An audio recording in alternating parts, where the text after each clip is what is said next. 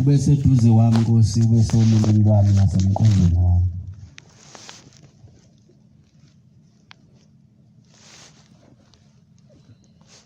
Susa baba uvalo. Nkosi ukuze umsebenzi wakho ungonakali. Cela Nkosi ukuba ungene kimi ngikhulume Nkosi othanda ukuba ngikusho kubantwana bakho. Abeze kuwe. Ngixolise Nkosi ukuba ngithunyiwe bese ngithumela. Baba ngenxa yokuba ngiyazizwa ukuthi umkhuhlane ukhona. Akungakho ngoba Nkosi ngenza mhlambe ukutsaka njengoba sengathi ukwenza lokhu kungathithi sekuyinto esiyumthetho. Uthi uthume uphinde uthumele. Ngiyacela ke ezulwini umfowethu obengelekelela uNkulunkulu amphe isibusiso. Amen. Zikhonzi zasezulwini ngimi manje kule ndawo uNkulunkulu athi angime kuyo. Ngiyaye ngizwe baba abavama ukuba bame kule ndawo bethi indawo enzima bancane besho bebadala ngibabuka ngokuba bebadala ngokuzalwa. Nkosi kangazi ke uma sekume mina Nkosi engumntwana wayizolo. Kodwa ke Nkosi uyazi wena ukuthi uthanda ngithini kubantwana bakho. Amen. Ngizocela ngesihlabelelo samakhulu 224 221 hlamba amavesi nje ambalwa uNkulunkulu yozwa mayisethe angiqhubekele ukukhuluma indaba zakhe. Amen. Ngiyeza Nkosi mina ngedwa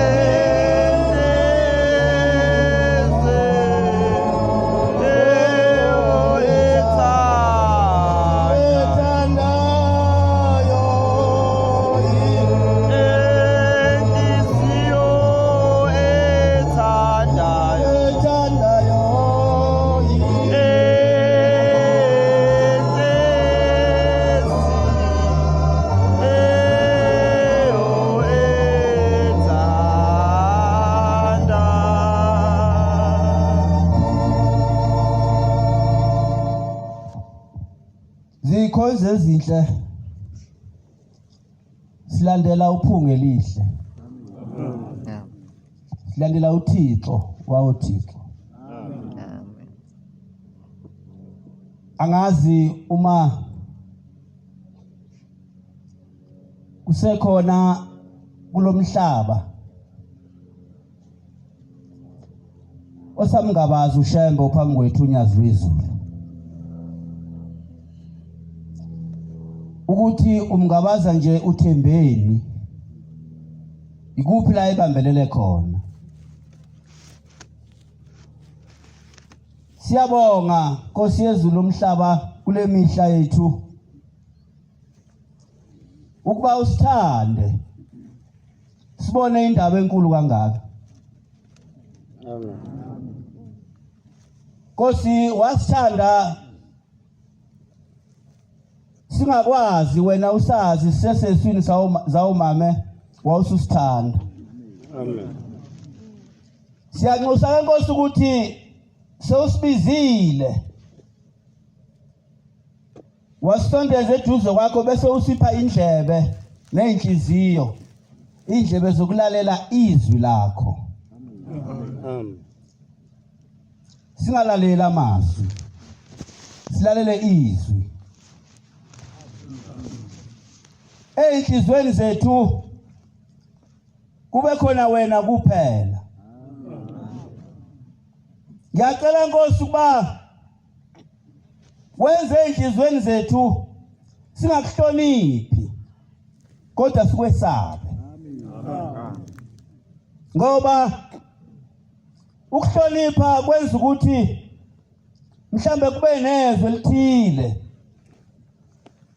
ogcina usulibeka kulowo muntu ngoba uyamhlonipha, uyakwazi ukusondela kuyena, kodwa uma usiphe ukwesaba Nkosi akukho la singakuphazamisa khona. Amen. Ngoba sinakusondela eduze kwakho. Unomusa Nkosi, uyasibiza siyasondela, kodwa sicela singadideki, sibone inyama ngufana unguThixo Nyazi wezulu. Namhla abantu lamaNkosi sikulezi intaba okwathi masifika sizwa umlando muhle. Umuntu othi mayefika entweni bese efuna umlando wayo, ngoba akulula ukuthi anyakaze, kodwa mayefike wathathwa udumo. Kubalula kakhulu ukuthi makufika umoya aphephuka abhekele, kuphinde kufika omunye aphephuka abhekele, ngoba impanda kazazi umlando kawazi. Sithe masifika salalela ukuthi le ndoda yomemo yasuka kulezi intaba uyimemeza Nkosi eyadela izulu yayisize emhlabeni ngokuthanda thina esinwele ezimfishane. Sicela Nkosi ukuthi mayinwele zethu zimfishane kodwa umqondo wethu ungabe mfishane kuwe.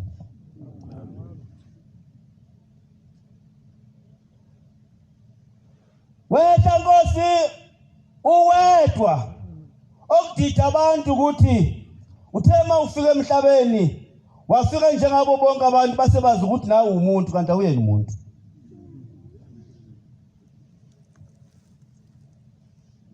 Mawulalela noma ufunda umlando wale ndoda yomemo isuka lapha kuleli izwe eyifuna uThixo ayifihlile, wazoyifihla kulezi intaba.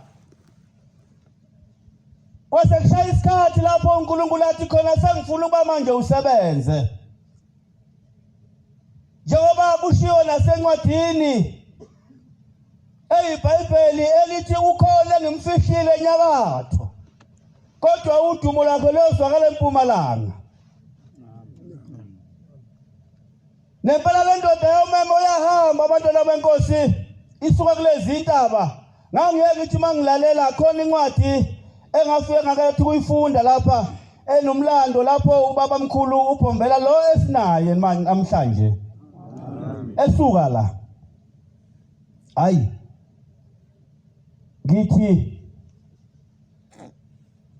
babesho ababa nenhlanhla ukumbona uPhombela bethi babona indaba enkulu khona abanye esabafikayo ababehamba noPhombela bethi babona indaba enkulu bese sisangana nje thina ukuthi kwaze kanti yayinjani kodwa namhlanje ngeke bese sikhoshela ngoba sesiyibonile mayibonge Nkosi amen sahamba naye masuka le ndoda yomema ayisukanga kamnandi ikhonza sezulwini yasuka kabuhlungu kanje ngoba sila nje thina silapha mhlawumbe abanye bethu ngeyidumbu kodwa inhliziyo zethu isemndenini yethu okuphambili kakhulu imndeni nezinto ezamagugu enhlizweni zethu kodwa yona yadela konke kwakukulezi intaba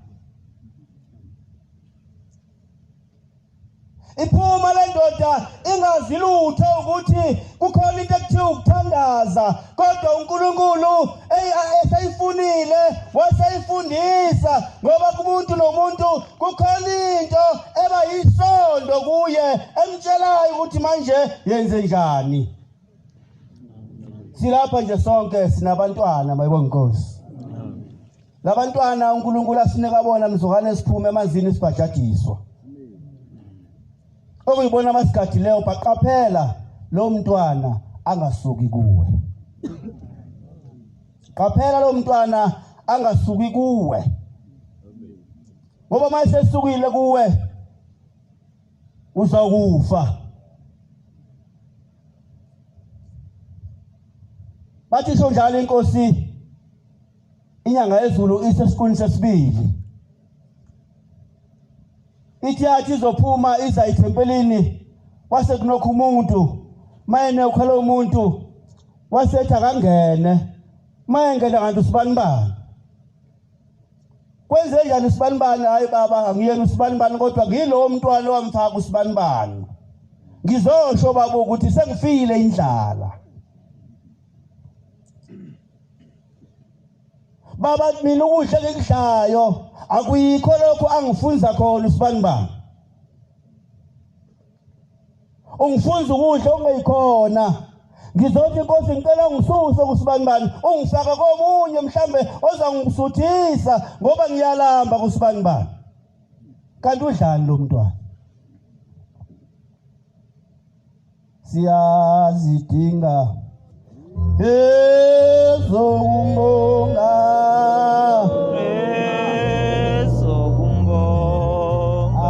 athina babiziwe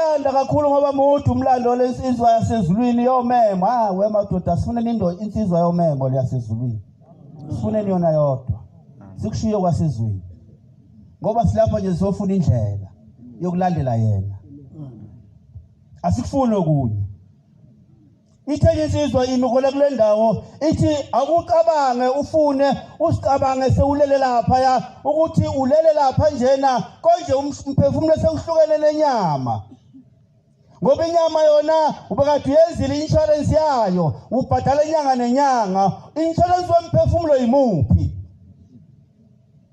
yilo sikwa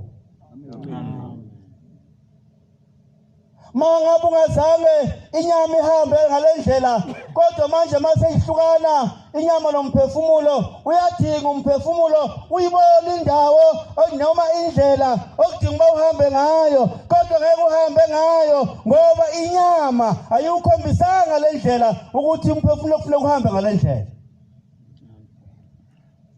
sizocaba indlela sengathi singalunga ngoba umnikazi lo hambo wahlupheka ehluphukela mina nawe elale awucabanga mawusuka la uye eMpumalanga uye eThekwini lezi ndawo kuthiwa wafikela kuze eThekwini emsizini lapha siyazazi uhamba ngemoto ama-hour awuhambi ngicabanga ngaleso sikhathi wayehamba kanjani indaba enkulu ngale ndoda yomemo zihlobo ezinhle akukho la ufika khona kuthiwa inyathelanga umbuzo uthi kulezi ndawo zonke wayehamba kanjani wayehamba ngani ngoba wena uhamba ngemoto uzikhathala kwelinye ilanga kuthiwa yathi hamba isuka kulelizwe isishiya abazali bayo yashiya umngane angazi noma ngabalula nguwe yashiya umngane lathi izwe ngikufuna eMpumalanga isendleleni inethwa izimvula ihambe ibamba amatoho emabhunwini idlule ihambe mayifika lapha emabhunwini bayibambisa itoho ngoba ngaleso sikhathi ayikho into eyaziwa kwakwazi ukulima ayikho enye into eyaziwa weba kwethu maNazaretha sithunjiwe unyazi lizosikhipha ekuthunjweni asivume singanqabi asivume angisho ngoba mhlambe anginayo inketho kodwa ngifuna ukuthi ele mali esidukisa endleleni kaNkuluNkulu esidukisa nasemthethweni wemvelo yethu kwakungeyona yethu thina sani kumcebo wezinto ezuthu umhlabathi nemfuyo nibona sijahuta la kunje umuntu azafikela inhliziyo embi ayithanda noma seyikhona ke idinge ungayithandi ngoba manje usuyithanda uzokwenza izinto eziningi eziphambanayo nomthetho ezize iphambane nempilo yakho uqobo ngoba uthanda imali iyini yona impambi yani yesono angisho ngoba ngingenayo kodwa ngisho ngoba isikhathi esiningi yona esidukisayo amen bathe mabefika bezizwa befike basiphucela izinto ezimbili kuqala sase silamba ekulambeni kwethu savuma yonke into uthe masefika uphungelihle wayesethi ekupheleni kwemthandazo thabathi igeju lime uzophila ngakho akakhulumanga ngokunye sengathi mawukhuluma ngendaba yokulima namhlanje ukhuluma ngokwelusa namhlanje ukhuluma ngenhlamba kithi thina abantu ubani osangenza leyo nto kodwa umnikazi walelo uhambo washiya lelizwe elima akithi kunamasima esasiwakhonjiswa lapha insizwa kwashabalala esasikade izosikhombisa lapha sihamba nonyazi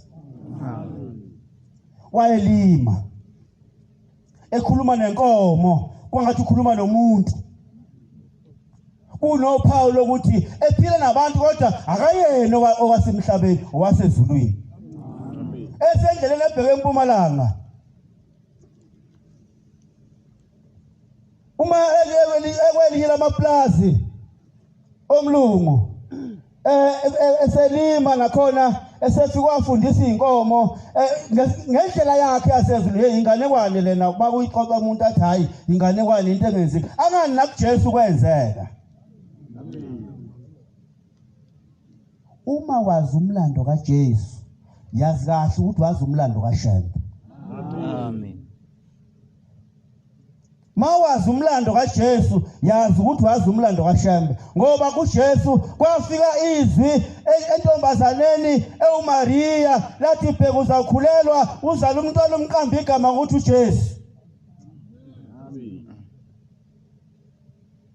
Nakushembe kwafika izwi entombini kwaHadebe yathi bheka uzakhulelwa wena ntombi siphathe kahle ngoba isini sakho kukhona isikhonzi sikaNkulunkulu. Kwaba njalo mayibonga Nkosi. Yathi mayilapha lensizwa yasezulwini lithuma izwi lithi ngikufuna empumalanga ngayila. Isendleleni ihamba yayisehlela niyayazi leyo ndawo. Makwehla izulu kuyo yayisiba nesifazi lapha emlezeni mayibonga Nkosi. Lithi izwi lokho kwenza kwakuwumsebenzi kaNkulunkulu mayibonga Nkosi. Amen. Beka ngoba kwathi sekwenzakele lokho abantu basemhlabeni befuna inyanga befuna yonke into ukuthi elashwe kwathi seyifikile inyanga kuye wathi mntanami ngiyabonga ukuthi ufike uyathanda impela ukungiphilisa kodwa angeke wena ungiphilise uNkulunkulu uzongiphilisa. Wamkhokhela inkomo yakhe kodwa engamenzanga lutho ngoba kwakufuna mina nawe mayibonga Nkosi. Ake sicabange leyo ndaba ehamba ushembe ngamula leyo ndaba wathi mase ifika esehlane engazi ukuthi uzokwenza njani eyedwa kanti leyo nto ayimehlela kwakuthathwa ngaleso sikhathi iqubu zakhe kukhandwa abagcotshwa basezulwini masilizwa izwi kukhandwa obani abagcotshwa hlobo ezinhle sisendabeni enkulu. Ake sicabanga lezi insuku lensizwe ihlupheka ithunywa ilelizwi kwakukulendlu ngithi ilanga ezansi lapho khona lensizwa isingelwe yizwi lokushumayela ibhinqibheshu izwi likaNkulunkulu esingena lapha esontweni mangaphosisi kuthiwe laseweseli yesisonto khona kuthenge elinye ilanga ngoba nomoya kaNkulunkulu wayesethi umfundisi ngelanga inkonzo sokwesiphathelwe yilo mfana kwaShembe mayibonga Nkosi. Ngiyacabanga ngamehlo engqondo ngiyabuka nje ngamehlo engqondo ngiyamcabanga ngena lapha ngimazi kodwa ngiyamcabanga ngamehlo engqondo ngena lapha kuleyo ndlu efika amakholo ehlabelela ebhinqibheshu. Kodwa uthi umlando nezwi kwathi mayeqala nje ethi yahlabelela ingoma yakhona kwenzeka imanga kwagabuka khona lokubefundisa. Yaqala lapha indaba bahlanza bonke abantu emva kokuhlanza baphila abantu. Amen. Kanti bakholwa nje beyesontweni bayagula.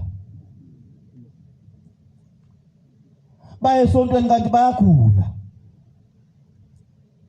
Kuthe kusuka abantu basebethi hayi sesithanda manje inkonzo silokhu siphathele lo mfana kwaShembe ohlala efika la lebheshu yasuka isilwane kumfundisi. Hayi ngoba sikhona isilwane. Hey maNazaretha. Awasuka isilwane enhlizweni zethu. Ngoba uShembe akahlala enhlizweni nesilwane. Akahlala enhlizweni egwavumayo. Lapho omkhona yima ngoba umiswe unyasi. Lento la ekhaya wehlobo ezinhle njengoba ngikhuluma ngalensizwa yomemo. Ayizange imema, ayizange ifune, yayehlela.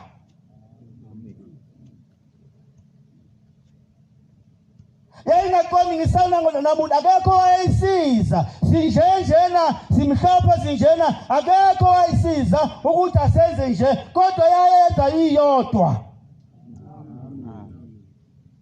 Wena usunombono othi ngcono uma ngabe kungagcotshwa lo kungalunga kwenzeka ukuthi ukwazi kanjani lokho?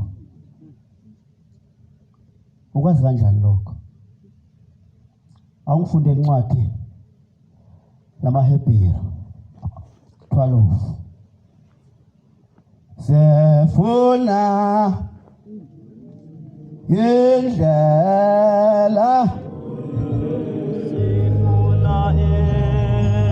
ukuya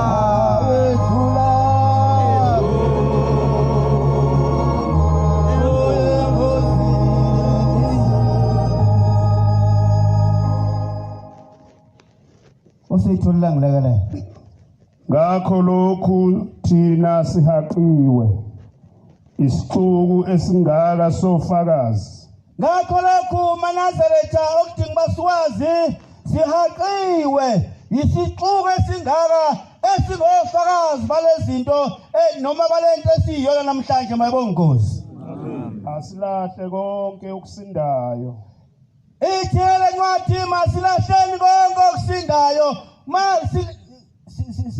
sikadiwe maNazaretha ithi inyanga yezulu izolo ithi ngiwabekile amaphoyisa ithi ngiwabekile amaphoyisa ngaqalaza ngisethempelini ubaba uthubeka amaphoyisa kuphi ngaqalaza wathi amaphoyisa ngiwabekile yilabo abantu abangayembethe ingubo emhlophe ngoyibona abazikahle mawusudwanguza usubhadazela bese bethi hayi kodwa iNazaretha alihambi kayisho kushabona usumbheka ukuthi hawu lo muntu uhlangana phi konje noNazaretha kodwa awumazi akazumbona athi kodwa iNazaretha alihambi woza nani kakhulu ukona okusithiyayo siqinise sigijime ibanga esilibekelweyo masiqinise amaNazaretha kodwa sigijime ibanga elinjani simbheke uJesu umqalisi nomfezi wakho wokukholwa kwethu bese sibheka unyazo oluphambi kwethu okuyilona lokuqala nolokugcina mayibonkosi Amen. ngokuthokoza akubekelweyo wathwala isiphambano enganaki ihlazo laso ngiyabonga amen asiqinise abafowethu lokhu khona kodwa siqinise bese sigijima ibanga esilibekelweyo kukhona intembe engiye ngiyibuke eMaNazaretha athi umuntu uNkulunkulu mayemphe isibusiso sokuthi uzawusebenza ezinto ethile kaShembe enhle mhlawumbe uShembe umnika lesibusiso nje ngoba ufuna ukuthi ezoneni zakhe ngomhla kuphela bese engazibali lezi zono ngenxa lesibusiso samnikeze sona bese siyasuka thina sithi hawu uyawenza into enkulu kangaka hayi akagcotshwe niyamkhipha lo muntu ezulwini siyamkhipha lo muntu ezulwini awazi ukuthi lento ayinika kuthiwa akayenze naye mayenza leyo nto akayenze kahle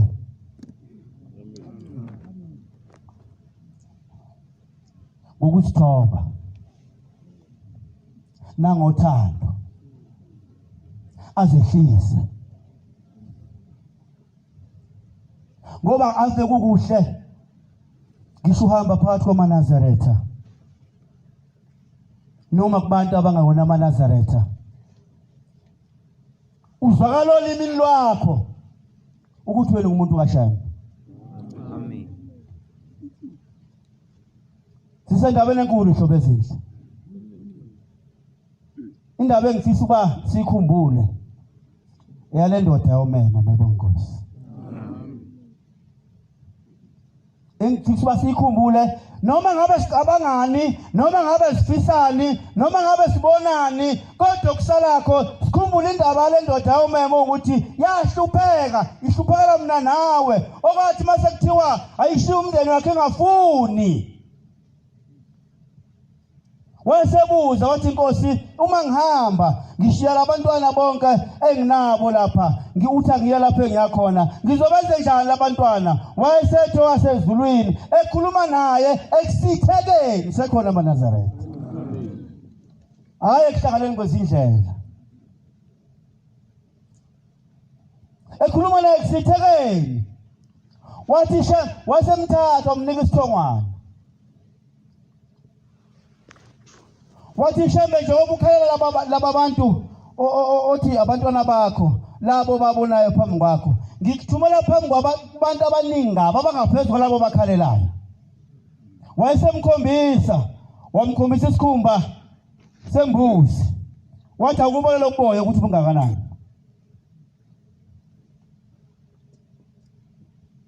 Wathi Nkosi ngizohluleka ukubala. Wathi abantu engikuthumela kubona bangakho. Wathi bayale sihlabathi esingaka. Emhlukanisela lolu uthando ojulile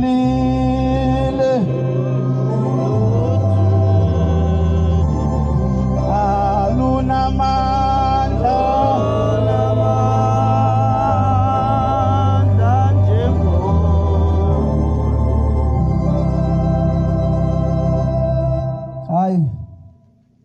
bantu labahle kusuke usizi mangibuya ngomqondo ngicabanga ukuthi konje senzani esontweni. Wahlupheka kanjani lo muntu esihamba naye? Wayishiya ingane ngoba semkhombisile uNkulunkulu ukuthi labantu abamthumela kubona bangakanani. Wathi bashiya singakanani manje? Ikhona izulu esithi maNazaretha. Injobo enhle ithungele bandle. Sithini lesizulu? Injobo enhle ithungela phi? Ngeke uyenze into enhle uwedwa. Kodwa uyenza nobani? Iba inhle uma uyibonisana nobani nabantu. Siphinde sijike izulu. Sithini ngeliyabona ubende. Sijulile izulu. Siphinde sijike sithi iningi liyabona ubende. Uyasimema uNkulunkulu bantwana benkosi. Usimemile, usabamema nabanye. Umbuzo wami uthi konje, uma besifika bazosifika sisabambe khona yini esikhonjisiweyo? Noma sesiyagalawela. Siyaphuthuma. Umbuzo uthi siphuthuma phi? Sigalawela nje siphuthuma phi? Siyayazi ile suka phi? Siyayazi ukuthi ngoba luthunyazi phambi kwethu asigibele isitimela. Bese sihlala phansi. Kosele phansi uphakamisa isandla uthi salam sawusela ungakhuluma lutho mawusula kule sitimela. Siqaqoba umlomo. Siqaqoba umlomo. Wona umqondo sinikezwe ubani ukuthi sekukhona sesingakushintsha nesingakwenza kuleli bandla.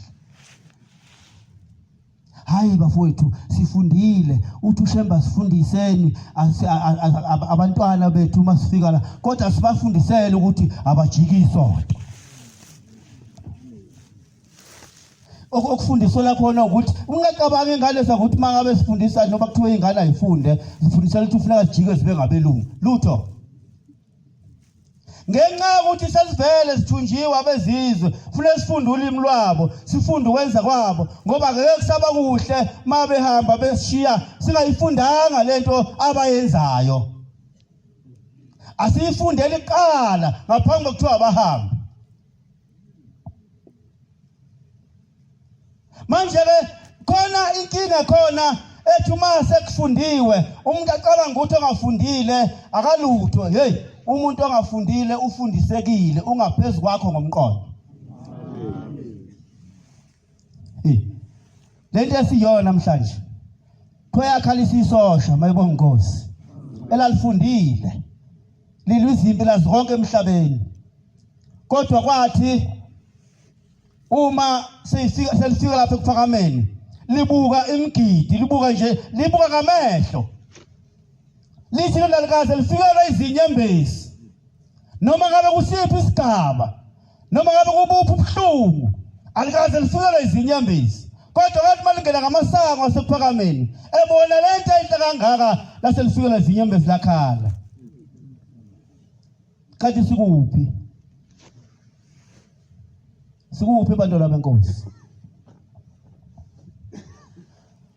hayi asincenganeni hlobo zasezulwini mayibonga Nkosi silandele unyazi ngeqiniso bese silalela izwi lalo silalele futhi silesabe singabi odivasi sethuke angazi Nkosi yami ngoba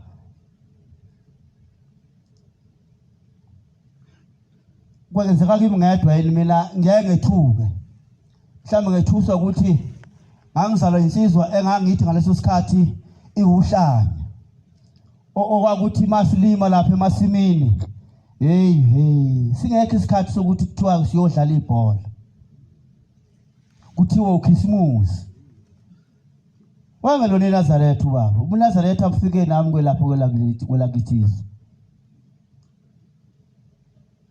kodwa wayethi makuKhisimusi masikhuluma ukuthi kuyodla uKhisimusi athi yini yona leyo Khisimusi athi asibophela inkabi siyolima ngikhumbula esegcina 1998 esezohamba emhlabeni mangifikile ekhaya uKhisimusi ngomhla ka26 elele lapha eGulu uyangibiza uthi ngashiya indima lapha emasimini ensimini ethile ingaphelanga awungisize mfana mobophele inkomo ziyekhona ngase ngiphendula ngathi mzali ngoba besithi umzali ubaba besingasho ukuthi ubaba ngathi mangibuza ngithi mzali kungani uthi singasho bonke abantu bethu ubaba uthi wena singasho njalo uthi ofunda incwadi kaMateyu 23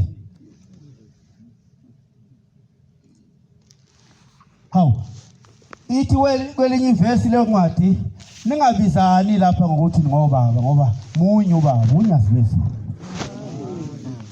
nansi into engibona ukuthi uyisikhohlikhosisa ngoba sithi masihloniphana hawu baba bese umunye lento imnikeza inhliziyo yethu kusho ukuthi mkhulu akeke kube mkhulu ngaphezulu konyazi lutho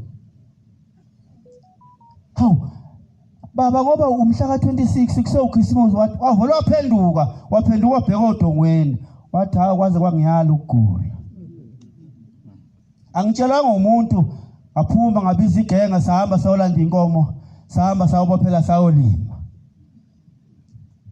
ngikhuluma ngento bafowethu lensizwa kwakuthi angikhulumi ngaye kodwa ngikhuluma ngokwethuka ukuthi ake sethuke singabe odivas ubaba mayikhuluma unyazi lwezulu asethuke inkinga sokuba khona oqhwepheshe njengoba ngikhuluma nje ngizawutolikwa Nkosi yami ngiyacela ukuthi ningangitoliki kabi inhloso yami ukuthi sisenkonzweni ngifisa ukuthi siye kuboka Shembe nami ngikhuluma nami hayithi ngikhuluma nani kuphela nami ngikhuluma nami uqobo ukuthi mfala kamji yakho khuluma phenduka phela ulandela unyazi ngoba into eyenza ngathi asiphendukile imisebenzi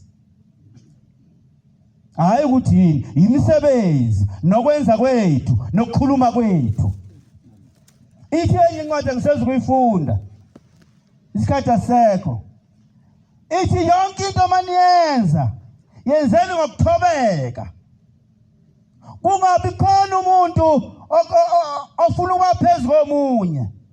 Kodwa mawuyenza leyo nto shaya sengathi bahla abanye abantu kunawe. Into yakho izohamba kahle. Njengoba sinje bacela lenkosi sihlangane sinje. Sihlanganiswe unyaka. Awukho umncele phakathi. Khona onomncele njengoba sila.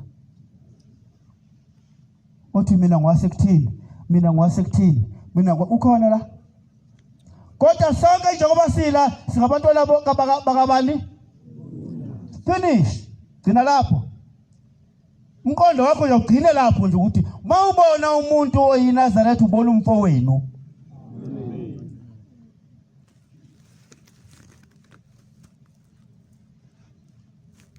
Hlobo zasezulwini wathi umfundisi Khubisa kuvuleka amakhabethe. Kodwa akufikanga kimi ukuthi mhlambe ngikhuluma ngemisebenzi kaShem. Ngoba siyasho sithi imisebenzi ezoShem azikhombisa ngayo ukuthi uNkulunkulu ukuthi inkinga enkulu manje thina senzani ejabulisa uNkulunkulu. Kukhona into eyukhiye esiye siyithathe njengetengu.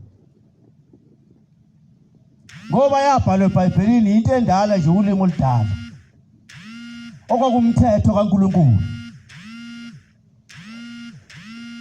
Inkinga lento kodwa iyisikapha sasezulwini. Ithini na? Thanda umakhelwane wakho. Thanda umakhelwane wakho. Umakhelwane akukhulunywa ngeNazaretha. Umakhelwane akalona iNazaretha. Ukuze ungene ezulwini thanda umakhelwane wakho. Angikhulumi ngeNazaretha ukuthi uzothi mawuthi awulifuni iNazaretha.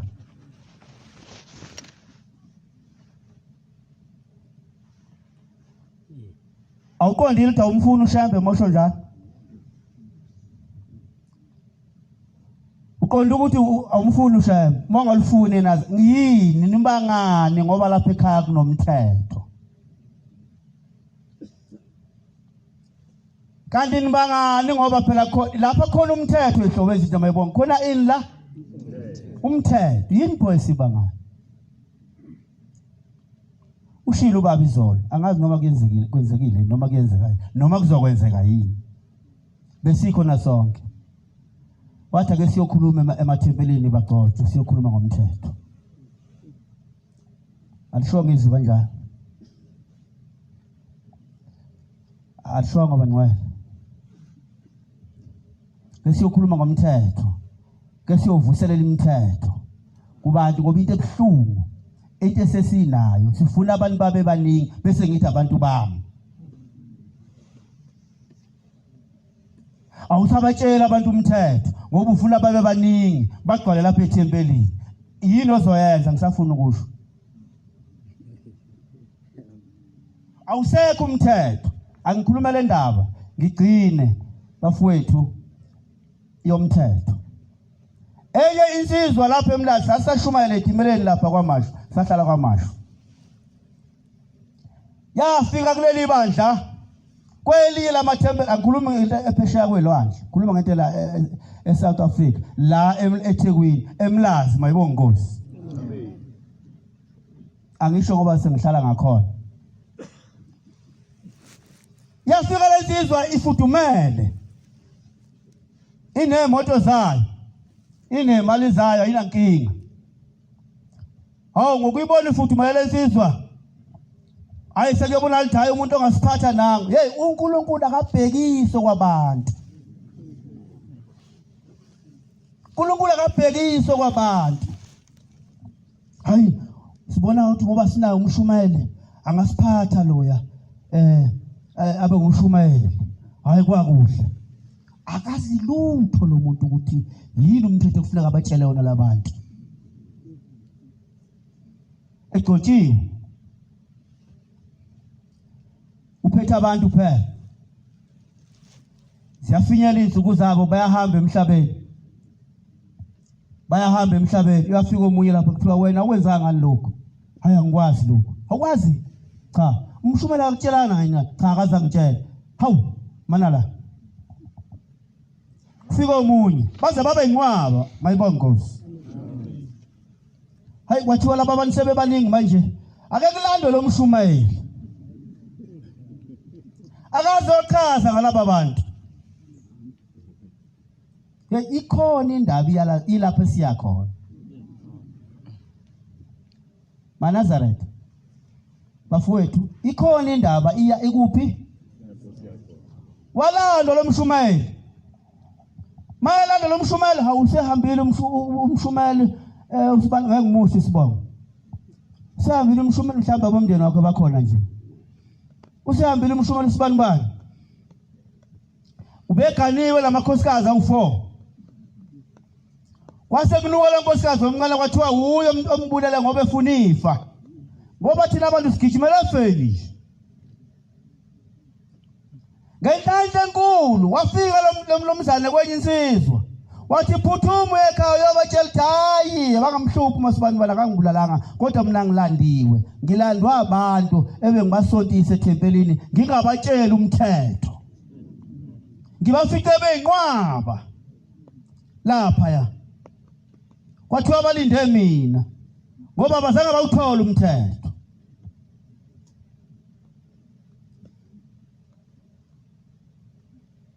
uyayicabanga leyo ndaba hayi yimi ngifanele kuphi ufanele impela kini ufanele ngoba nabazali bakho bashiye wena ukuthi ubabhekele umuzi kodwa la unyazo olufanele mayibonga Nkosi Amen. lona lodwa unyazo olufanele hayi angaze ngone ihlobo zethu kodwa ngifisa ukuthi ke sibuye sijule amen ke sikhumbule ukuthi konje le ndawo esikuyo izibe nje namhlanje ubuyile ubhombela ongumnikazi waleli bandla mayibonga Nkosi usho njalo awu nakho sekuvela ukuthi usho njalo omunye umama sisembuza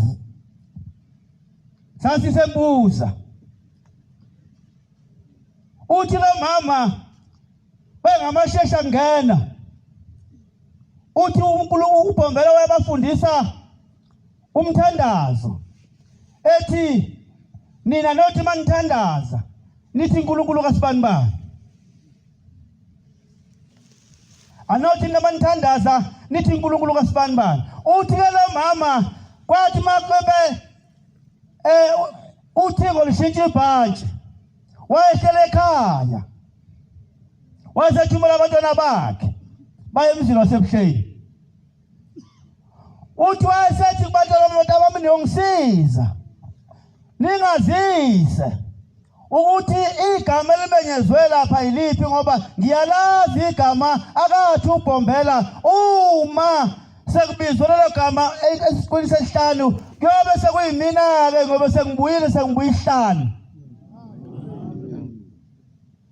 uthi lo mama wathi ma sekuzikule sekudumile izulu laduma weManazareth laduma ngazona wakwenze njani wawubhadazela wenza thina yasibanga sibe nawo amabatha mayibonga Nkosi angize kundawo ngoba angizange ngibe nalo ibatha angizange ngibe ngihlupheka ngifuna ngiyayibonga insizwa kwamagwaza lelela khona uNkulunkulu uzuyikhumbule ngoba yasidonsa ngendlebe yathi lesi simo thina sisibonanga bona bake basibona yasihlalisa phansi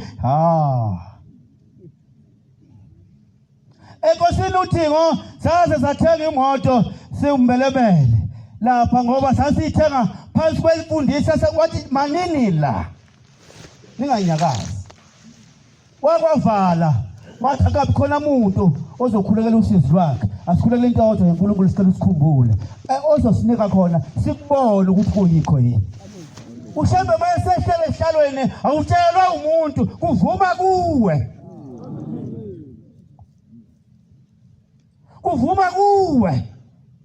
asingabazanga mayibonga Nkosi Hey, uyawakhanda amacebo Shembe wezizwa wentombi webumama. Uyawakhanda amacebo. Phezu kwamacebo ihlakaniphi zasezweni abasesebenzisa iyinga nje. Zihlaze yonke into ekhandwe nobhasobo ukufunda. Ngoba abantu abaningi bahambile nje bahanjiswa amaphepha ukufunda. Ukuthi bathi bakhohlwe ukubheka ukuthi ithini imfundiso yalapha ekhaya. Angazi kodwa ngalolo suku angazi noma ukhona yini. Kwazi kwaba khona insizwa sasivayilezelana nazo ukuthi hayi wensizwa kithi manje ukuthi sekunjalo asomemezana ngecingo noma nawe ungibheka ungithola khona uma ngithola sengilele ngoba sengilele. uNkulunkulu uyafela weManazareth. Ngikhumbula umzuzwana nje bantwana benkosi angizikhuluma indaba umzuzwana nje.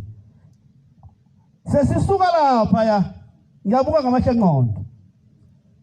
Sesisuka lapha esasibambele khona umhlangano omfishane la inkosi ngenhlahla phambi kwami mangethe wayekhona. Sesiphile lapha etendeni. Seyiqabile isizwa. Igathiwe ngapha ngeyibhamu. Wayibonga inkosi. Ithi unkosi uDuba lapha esikhaweni wayekhona lapho uthi akubizwe leyansizwe egadwa amaphoyisa lapha. Yabizwa lesizwe.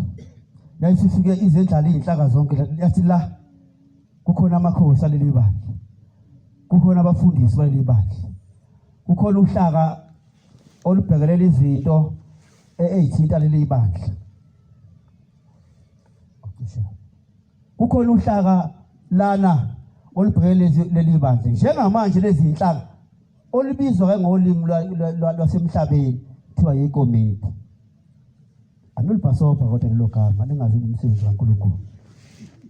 Kuthiwa yikomiti. Uthi nomzana yindlala la yonke into oyiphethe. Ngoba lezi zinhlaka uzibona nje kukhona nazezikuphethe ukuze ngabe khona inkinga yindlala into oyiphethe la yasho ngizwa ngendaba mayibonga Nkosi. Yathi wonke umuntu uyozwa lapha estage.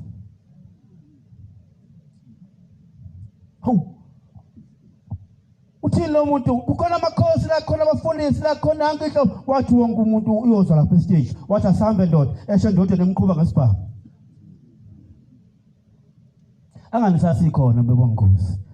Ingakho ngadikizanga ngangazi lutho. Mubu umuntu ogodla iqhude engazi ukuthi kuyaphi kiwa khona.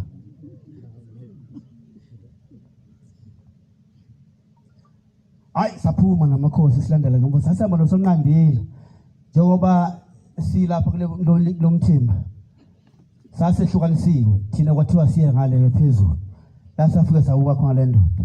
Sahamba ngathi mina kuzizothwa lelo kuzoshaywa nala. Kuzobulawa nala. Mayibonga Nkosi. Ngathi besonqandile. Uyabona? Hey uqili weManazareth.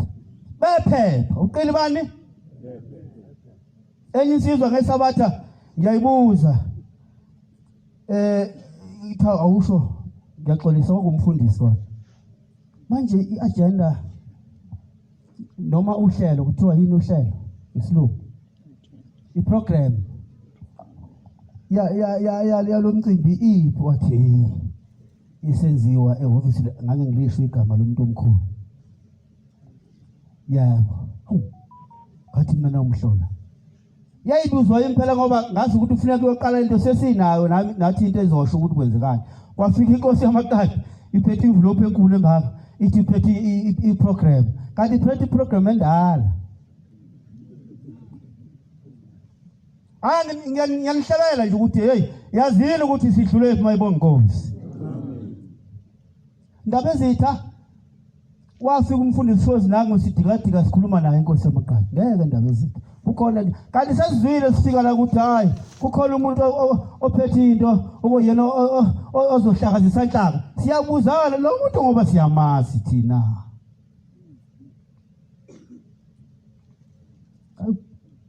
Hawu kithi ke mina wezonqandile. Uyabona lolu hlelo olufika manje ngibukile. Inkosi yamakati yaye unumber 9 lapho mangabhosisi kulolu hlelo lwabo. Kuthiwa uzomukela ivakashi umkhulu Nhlangakazi. Ngizoyikhuluma lento ngiyabonga Nkosi. Ngathi mina sekonakele. Asithinta undaba ezitha. Siwatshele ukuthi hayikhona. Ngeke umkhulu amukele ivakashi ebe lapha emakhandleleni amazwi amlayo. Ngakho ke hayi umuntu ufuna kami amukele ivakashi inkosi yesizwe khona ubangameli la khona amakhosi la khona yonke inhlobo yomuntu awube inkosi yesizwe. Ngathinta naye inkosi phambi kwami awudlulisele indaba ezitha lenkulumo. Ngizoyenza ngapha lento sathi soyenza. Ngoba lenkani ngoshembe. Goloze ngipela ugoloze ume nje kodwa qaphela khuluma into efanele endaweni efanele ngesikhathi esifanele. Sathi masiphuma lokhu sikwenza siyahamba basekhona abangcwele. Sibheke kuphi? Stage. Sibheke stage. Hawu, nizoyenza sathi kanjani? Sathi lapha ya kulo muntu ophethe uhlelo. Sofike simtshele sithi uhlelo lubhedile. Ngakho okufuneka kwenzeke nakho. Hawu. Nisuka njalo bondaba ezithu. Kuphali nje mina ngizobona ngoba sikwenze lokho. Sahamba. Masisuka lapha saqonda ngqondo kodwa niyayazi. Saqonda ngosongandile ngiyamazi enenkani yansizwa. Nenkani yansizwa. Masisuka lapha ngifike ngikhuluma naye. Kodwa kaThixo. Ngivamileke nje ukuthi ube isilinyana kwesisikhathi. Ngoba ngifundisa inhlonipho. Konakele lapha baba. Uhlelo lweni lolu alihambile kahle. Angeke kwenzeke kanje. Sicela kwenzeke kanje ukuze kube nesithunzi. Akunisho njalo. Lensizwe engihamba nayo ngoba iyashaya shadayela la. Uma ungakwenzi lokho sokuphutha umbhobho. Yathi mawungakwenzi lokho sokuphutha umbhobho, wangaze kenyathelo onyawe lathi mana usevumile. Asigade thina ukuthi uyakwenza yini lokho. Nisekhona abangcwele. Hayi nginitshela ngokuthi uHlembu uyalwelwa. Inkolo nobungcwele buyalwelwa. Uyafa futhi. Ufana umngcwele. Ungabheki mina, bheka uNyasa. Hawu. Sathi masibona lwalishintsha nempela uhlelo. Kwathi manje umphathi wohlelo ememeza iqhadi ngangihleli manzonzwana esitulweni ngangihlele ukuthi sasimhlobo. Ngangihleli manzonzwana engahleli phansi ngikade ukuthi uyakwenza yini lokho. Wanethi wakwenza nje ngase ngihlala ngakhululeka ngathi ngadize phansi. Hayi ke laqhumi laduma izulu. Lelo zulu eladuma. Uthi lela mama ngathi batabami. Ngitsheleni ukuthi weni basabalisha lelo gama elikhulu walizwa ngalelo langa waligcina. Wathi kuphelele iyona ndaba esatshelwa yona ukuthi asogcina ngalelo langa uyu ubhombela khona phakathi kwethu mayibonga Nkosi. Amen. Ufunani wena? Mangayena ubhombela sifunani la? Mangayena ubhombela sifunani la? Sizokwenzani la? Sizela ngoba size kubhombela. Amen. Tengicelayo abantwana beNkosi. Sicela uba sibe nothando. Ukuze singamphathi kabi uShembe. Ngoba uma singathandani sodwa izintambo zethu sonke zixhume kuShembe. Ngesikhathi kuShembe kukhona okhalayo ekhaliswa omunye wethu kufika kanje awucabange nawe zixhume kuwe lezi intambo. Nazo into engicelayo ukuthi bafowethu sesibe nenhlanhla. Uthi uNkulunkulu mayewela amabele akhe saba ngamabele thina sangabona amakho. Asibese sithandana ke sibheke onyazini. Amen. Ngala umazwi abantwana beNkosi ngiyaxolisa kungaze kweqe isikhathini esifanele ngixolise ehlalweni sasezulwini nasemakhosini nakubo bonke abangcwele bonyazi la ngone khona ngakhuluma kabi uNkulunkulu angithethelele. Amen. Inkosi yawubusisa enekuzwile. Izwi ke lithe sizovala lenkonzo ngehlabelelo sika 7 oyosihlolelo sehlabelelo kuba umshumayeli uMakho. Amen. Inkosi yawubusisa ukuphakama kwabangcwele.